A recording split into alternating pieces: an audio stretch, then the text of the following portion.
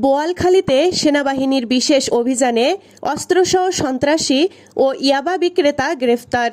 বোয়ালখালী প্রতিনিধির ভিডিও চিত্রে বিস্তারিত।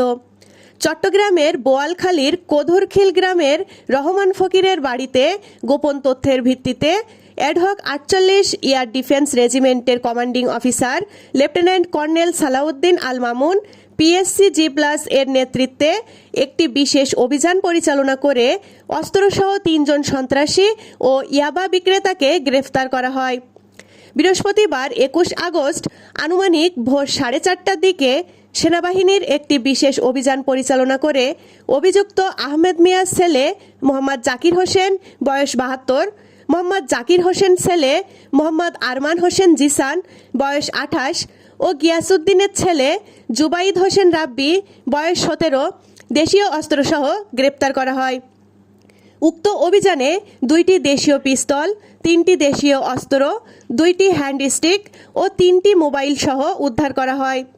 জব্দকৃত মালামাল সহ আসামিকে সুস্থ অবস্থায় পরবর্তী আইনি প্রক্রিয়ার জন্য বোয়ালখালী থানার পুলিশের নিকট হস্তান্তর করা হয়। AB news desk report.